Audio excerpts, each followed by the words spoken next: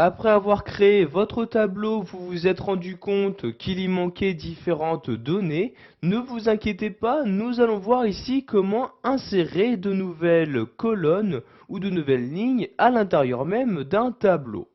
Donc pour commencer, nous allons voir comment insérer une nouvelle ligne. Donc comme vous pouvez le voir ici par exemple, pour cette ligne-là, il en manque une donc pour nous afficher l'identifiant numéro 11. Donc je vais donc ici tout d'abord sélectionner la ligne se trouvant en dessous. Donc je fais un clic droit sur cette ligne-là et je clique ici tout simplement sur insertion comme ceci. Et vous aurez automatiquement donc une nouvelle ligne qui va s'insérer donc juste au-dessus de la ligne que vous avez auparavant sélectionnée. Et je vais donc pouvoir maintenant y saisir les différentes données que je souhaite. Donc vous voyez ici, je me rends dans cette cellule-ci et j'insère le 11 comme ceci. Ensuite, je clique dans cette cellule-ci et donc j'insère ici donc la donnée en rapport, donc ici le nom où je vais mettre Pavard comme ceci. Ensuite, je peux également renseigner la date de naissance, le total des achats, etc. Donc je vais m'arrêter ici pour l'instant. Maintenant, nous allons voir comment insérer une nouvelle colonne. Donc sachez qu'il s'agit exactement de la même manipulation.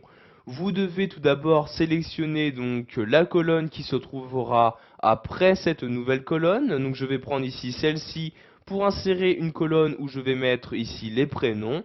Je fais donc un clic droit sur cette colonne-ci, puis je clique ici sur insertion dans le menu et vous avez donc maintenant une nouvelle colonne qui vient d'apparaître à l'intérieur même de mon tableau.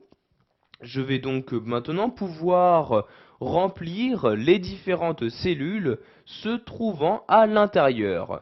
Donc ici à la place de colonne 1, je vais mettre prénom comme ceci, j'appuie sur la touche entrée et je vais ici insérer donc les différents prénoms donc des différentes personnes ayant effectué des achats.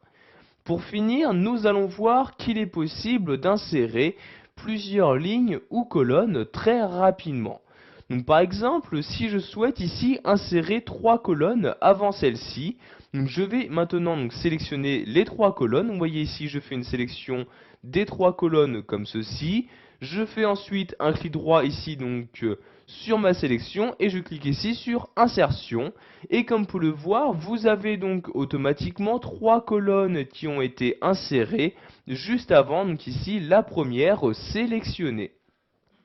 Voilà, vous savez maintenant comment insérer des lignes ou des colonnes dans un tableau qui a déjà été créé dans Excel 2010.